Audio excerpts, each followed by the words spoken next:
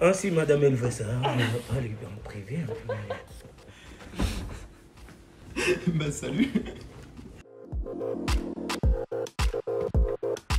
Je suis apprenti ingénieur en développement au SI Infra. Je suis au service RH et je m'occupe principalement de l'administration du personnel, les contrats de travail, les avenants, etc. J'ai commencé au SI, au service informatique, et là je suis sur un contrat d'1 an à l'exploitation, au service technique client. Je suis technicien de production, qu'on dit au pôle Liens européenne, donc LNP, dans la production transverse. Alors moi je suis arrivée en septembre 2020 pour un contrat d'1 an en apprentissage en contrôle de gestion. Je suis chargée de communication RH et formation. Je suis apprenti à l'exploitation N2.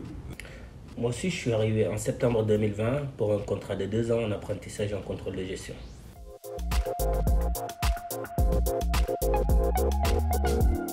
La même chose que nos collègues. C'est la même chose que nos collègues, Oui. Concrètement, je vois pas trop de différence. Après, chaque poste a ses spécificités, mais... C'est la même chose que mes collègues. On a de la chance de faire de véritables missions et on est intégré en totalité au service. Non, c'est la même chose que mes collègues. Je gère des tickets, je prends des appels, je déclenche des interventions, la routine quoi.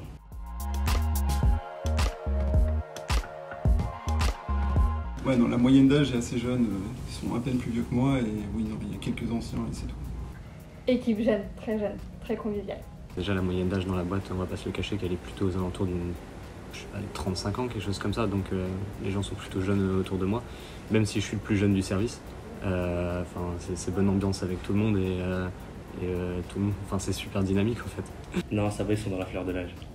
Plus une trentaine d'années, plutôt jeune.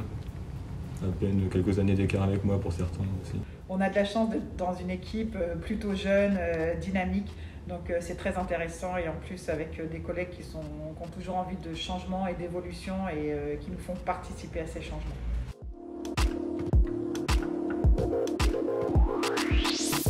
Plutôt t-shirt basket et à la cool. On a la chance d'être chez Altitude dans une entreprise plutôt familiale où tout le monde se tutoie, même avec les responsables hiérarchiques, donc c'est plutôt sympa, on s'habille comme on veut, en robe, en jean, on a une totale liberté sur notre tenue vestimentaire et heureusement. C'est à la cool, très convivial. Ah non, nous, c'est t-shirt basket et tutoiement. On est en informatique.